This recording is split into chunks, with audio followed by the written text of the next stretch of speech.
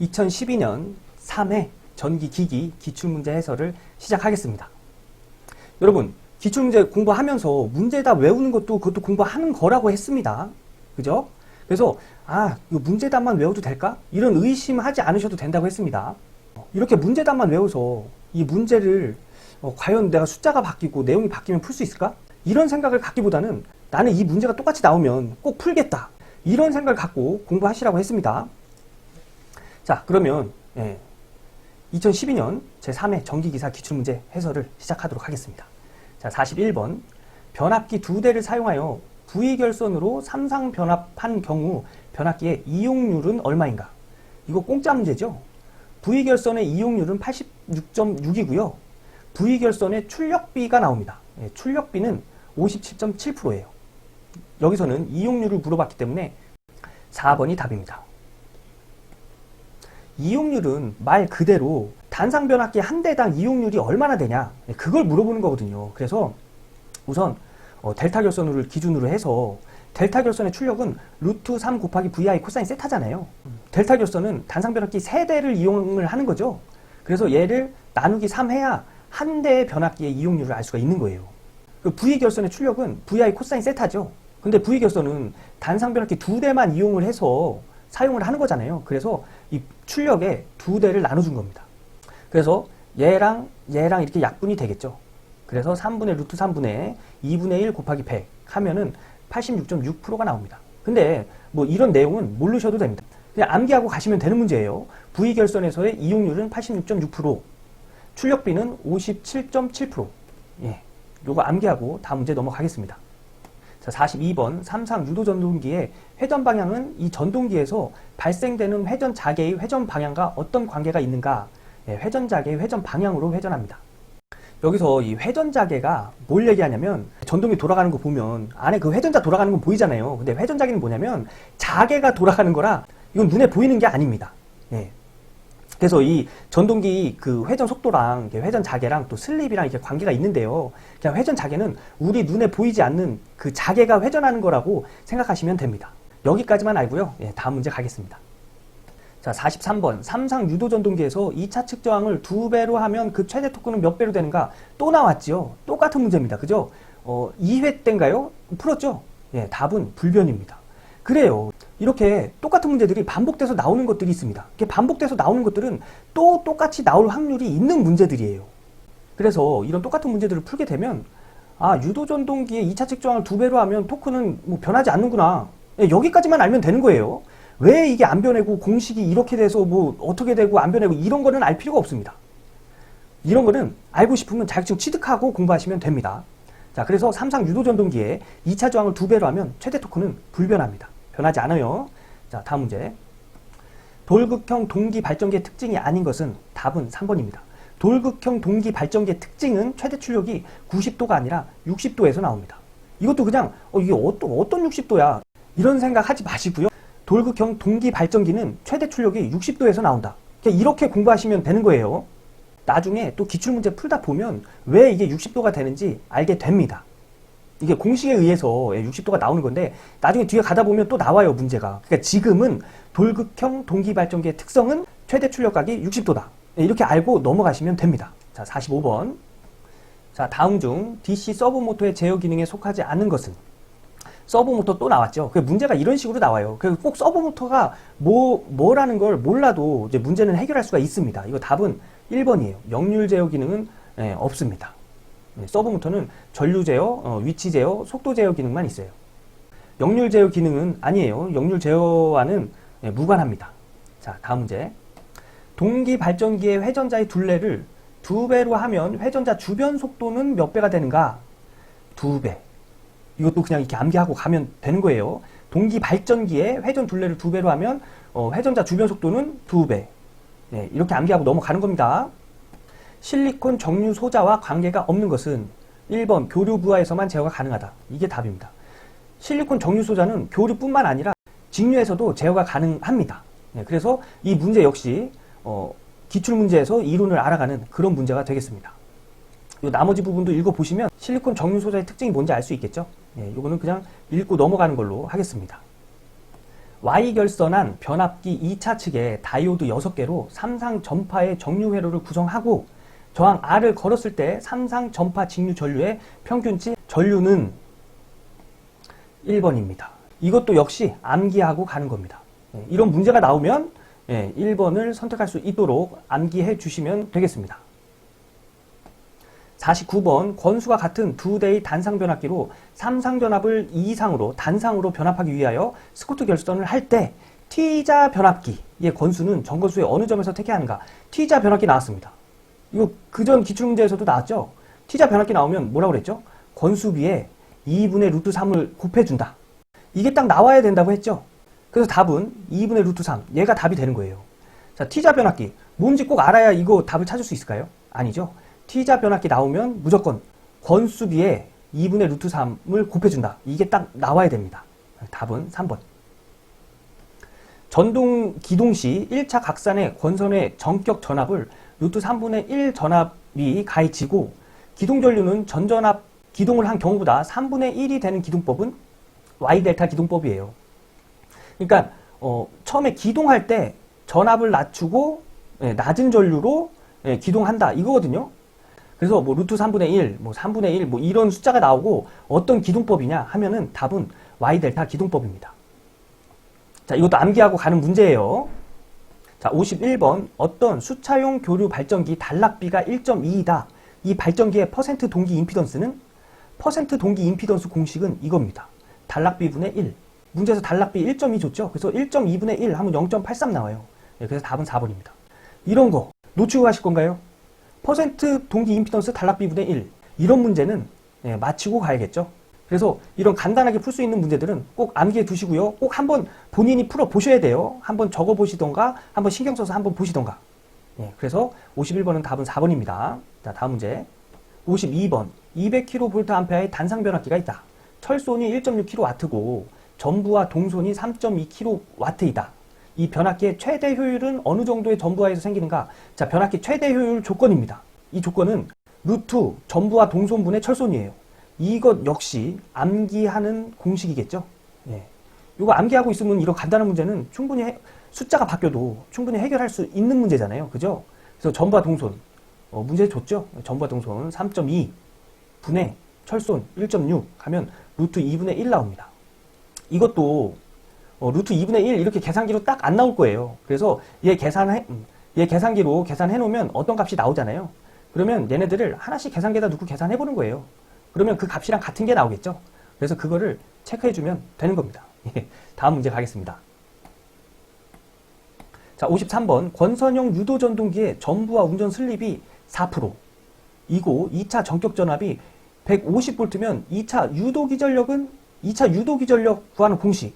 슬립에 2차 전격 전압 곱해주면 됩니다. 이게 그냥 공식이에요. 자, 그러면 슬립 줬죠? 4%니까 계산할 때는 0.04 넣어야 된다고 했죠. 그래서 0.04 곱하기 2차 전격 전압 150 하면 6V 나옵니다. 그래서 답은 4번. 이것 역시 요 공식 하나만 알고 있으면 쉽게 문제를 찾을 수 있는 문제죠. 그래서 이런 간단한 공식은 꼭 암기하고 넘어가셔야 됩니다. 자, 삼상 유도 전동기의 특성에서 비례추이하지 않는 것은 이것도 암기 문제죠. 답은 1번입니다. 비례추이하지 않는 것은 효율, 출력, 2차 동손이 되겠습니다. 그래서 답은 1번입니다. 자, 기기 문제 중에 비례추이라고 언급해서 나오는 문제들이 굉장히 많거든요. 그 문제의 답은 권선형 아니면 2차 저항이 답입니다. 이 2차 저항을 이용해서 비례추이 하는 거거든요. 이게 비례추이 하는 전동기가 권선형 전동기입니다. 그래서 비례추이 나오면 아니면 권선형 나오면 답은 비례추이나 2차 저항 둘 중에 하나예요. 2차 저항 나오면 권선형 아니면 비례추이. 이런 식으로 문제가 나옵니다. 그러니까 요 팁 하나 알고 갈게요. 자, 다음 문제.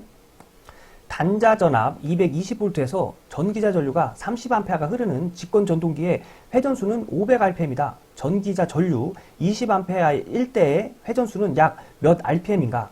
단 전기자 저항과 계자 권선의 저항의 합은 0.85이고 자기포화와 전기자 반작용은 무시한다. 자, 직권 뭐 이런 얘기 나오면 그림을 일단 이렇게 그리세요. 그 전 기출문제 제가 해설할 때 타이어다 뭐 이런 거 나오면 제가 그렸던 그림 기억하시나요? 그런 그림처럼 직권 나오면 저처럼 이렇게 그리세요. 이때 이제 문제에서 나온 걸 하나씩 적어주면 됩니다. 이때 단자전압이 여기가 이 단자전압이 220V랍니다. 그리고 전기자 전류, 여기에 흐르는 전류를 얘기하는 거예요. 이때 전기자 전류는 부하 전류와 같습니다. 직권 때는.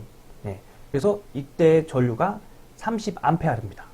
그리고 30A가 흘렀을 때 이 전동기의 회전수는 500 RPM이랍니다. 근데 전기자 전류가 20A로 떨어졌을 때 이 회전수는 어떻게 되냐? 그걸 물어보는 거예요.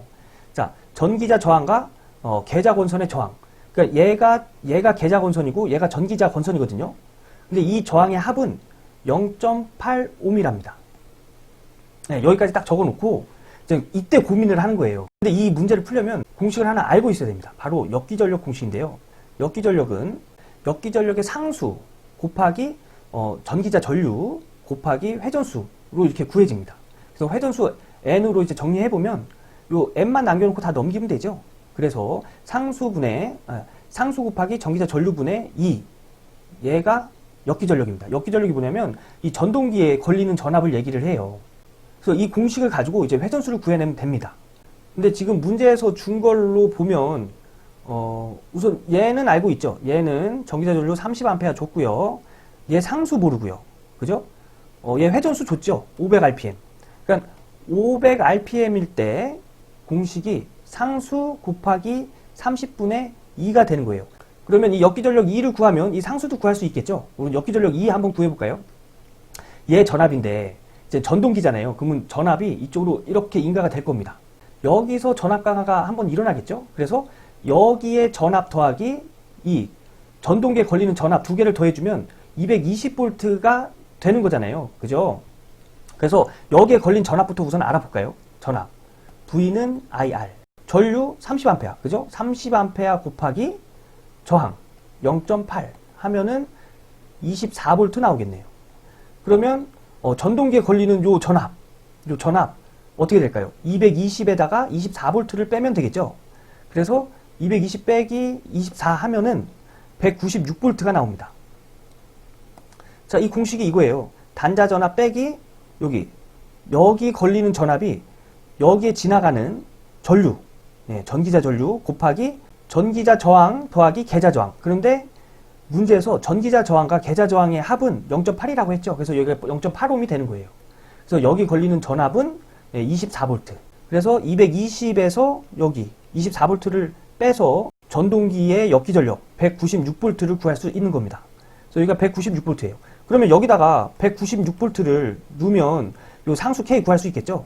그래서 회전수 500에 196V 나누기 K 곱하기 전류 30 하면 상수를 기준으로 해서 식을 정리하면 얘랑 자리 바꿀 수 있죠. 그래서 K는 500 곱하기 30분의 196 하면 0.013이 나옵니다. 이게 역기전력 상수예요. 그럼 문제에서 물어보는 게 전기자 전류가 20A일 때 회전수를 구하라는 거잖아요. 그래서 회전수 구하는 공식은 상수 곱하기 전기자 전류분의 역기전력이잖아요. 자, 그러면 전기자 전류가 20A일 때 그때 역기전력도 한번 구해볼까요? 여기가 20A랍니다. 여기 전류를 알았으니까 여기 걸리는 전압도 알 수 있겠죠. V는 IR 해서 전류와 저항을 곱하면 여기 걸리는 전압을 알 수가 있습니다. 그래서 20 곱하기 0.8 하면은 16V가 나오겠네요. 그럼 16V. 그러면 220에서 16V를 빼면 여기에 역기전력을 구할 수가 있겠죠. 그래서 220에서 20 곱하기 0.8 16을 빼면 204V가 나옵니다. 그래서 204V를 다시 여기다 넣고 요 전기자 전류를 20으로 놓고 요 상수 구했죠?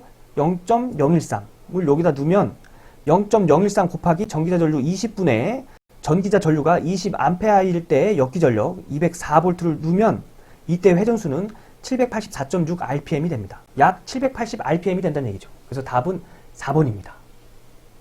좀 어렵지요. 복잡합니다. 그런데 이거 하나만 알고 가세요.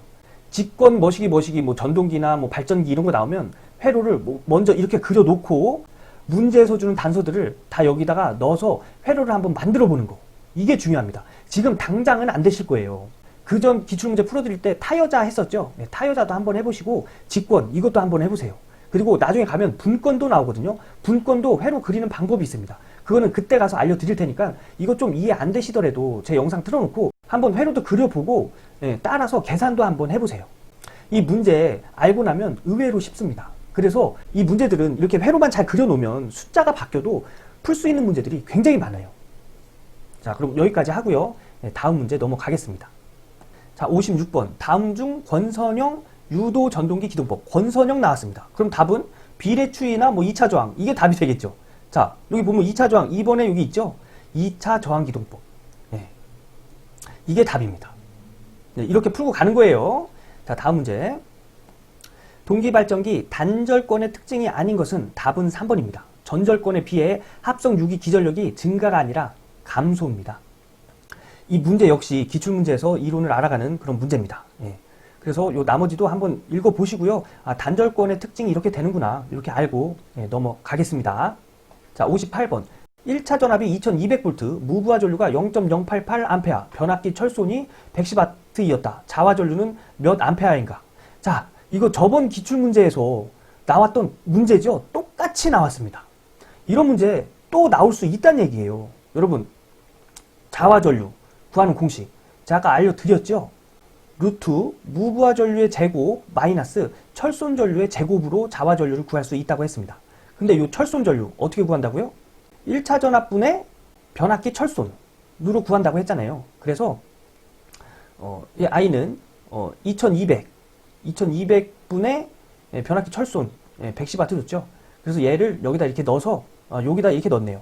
이렇게 넣어서 계산을 해준 겁니다. 그래서 자화 전류는 자 무부하 전류 0.088의 제곱 마이너스 철손 전류 이렇게 계산한 거에 제곱에 루트 씌워주면 0.072A 나옵니다. 답은 3번입니다. 이 문제 굉장히 간단한 공식 두 개만 알고 있으면 해결할 수 있는 문제입니다. 그리고 또 그전 기출문제에 똑같이 나왔던 문제라고 했습니다. 한번 꼭 풀어보시고 넘어가셔야 돼요. 자, 다음 문제. 단상 직권 정류자 전동기에 있어서 보상 권선의 효과로 틀린 것은 제동 효과가 있다. 보상 권선은 전기자 반작용에 대한 대책입니다. 여기 보상 권선 말고 또 한 가지 대책은 보극이 있습니다. 보극 설치. 요거 알아가고요. 우선 보상 권선의 효과 요거 한번 읽어보세요. 읽어보고 넘어가도록 하겠습니다. 답은 4번입니다. 보상 권선은 제동 효과와 관계가 없습니다. 자, 60번. 직류 발전기에 병렬 운전할 때 규납 모선이 필요한 직류기는? 이 규납 모선이 뭐냐면 직류 발전기가 처음에 이제 발전을 할 때 계자에 전원이 들어가야 되거든요. 이 계자 전원에 의해서 얘가 이제 도는 건데 이거 자세한 내용은 나중에 또 해드리겠습니다. 근데 이 계자 전압에 따라서 발전기 전압의 크기가 결정이 되는데 이렇게 병렬로 연결되면 두 개의 전압이 같아야 된단 말이죠. 그래서 이 두 개의 계자가 만들어내는 자속의 크기가 달라져도 얘네 둘이 전압을 맞춰줄 수 있는 그런 선을 얘기합니다. 좀 어렵죠. 그게 규납 모선이에요. 그래서 이 규납 모선이 필요한 직류기는 이 직류 발전기와 직렬로 이렇게 계자가 연결되어 있는 직권 발전기와 그리고 직권과 분권을 같이 쓰는 그 복권 발전기에 이 규납 모선이 필요합니다. 왜냐? 둘이 발전되는 전압을 맞춰주기 위해서. 좀 어렵죠? 그래서 규납 모선은 직권과 복권 이렇게 암기하시면 됩니다. 규납 모선이 필요한 직류기는 직권, 복권. 그래서 답은 2번입니다.